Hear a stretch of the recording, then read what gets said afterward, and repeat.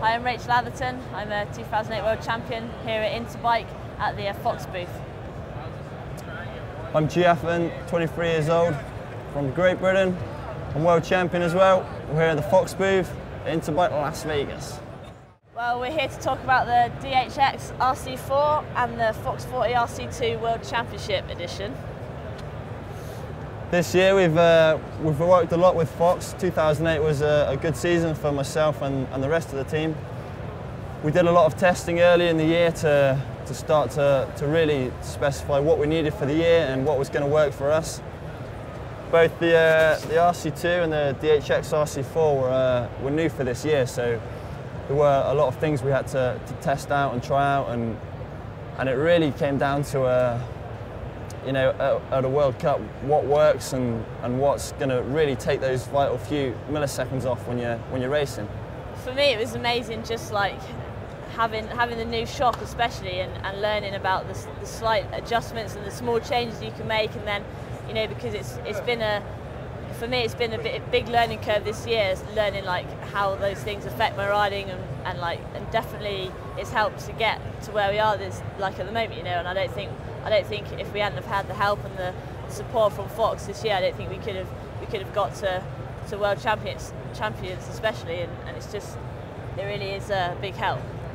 On the new shock, the DHX RC4, the main things for me I've noticed with it is having the high speed and low speed adjustment. In the past we haven't been able to make these changes on the shock. It's all been about changing the spring rate or the air pressure, and having that kind of adjustment is really something you can really work on to make those really small changes. Every World Cup comes down to milliseconds, whether you're winning or losing, so having something like that you can alter and work with the guys at Fox to test out new things at every race. You can really narrow down those fine changes, and having so much adjustment in a shock is really pushing the boundaries, I think. And we've tested them at home as well. We've tested them at home in the start of the year, and so that's in the mud and all sorts of conditions. And then we go racing, and it's hard. You're riding it all day, every day, and the track's flat out and it's dry. And then you go to a different race, and it's muddy and wet. And so we've really tested them under pretty much every condition out there, and they haven't let us down at all. And it's been a good ride. So yeah, it's really been a 2-year project, testing the 40s and the DHX last year. We were working with Mark Simmons a lot, just doing runs on different courses and taking notes on what was working. We'd do a lot of timed runs, so we could really see how the changes were affecting our times, and could really see the time was affected by what we changed. So over this winter just gone, Fitzy worked a lot on making the internals how we wanted them and what was going to work for us. Same with the shock, and so we really found our times on certain courses. We were shaving times off, and I think just the small changes that you can do to the forks, with the adjustments, and the same with the shock, really does make a difference and really does show up in your times.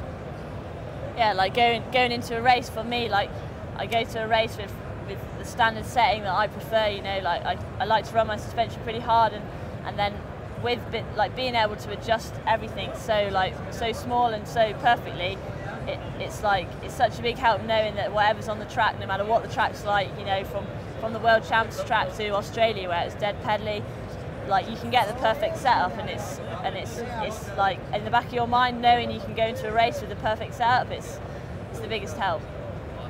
And knowing you have the team there from Fox at every race, knowing so well what you need, and probably the best guys in the world to do with mountain bike suspension, having them there just gives you a lot of peace of mind and a lot of confidence as well. I'm Rachel. Hey, I'm Dan. And I'm G. This is on the Fox booth. The Athertons signing out from Las Vegas. We're off to the casino.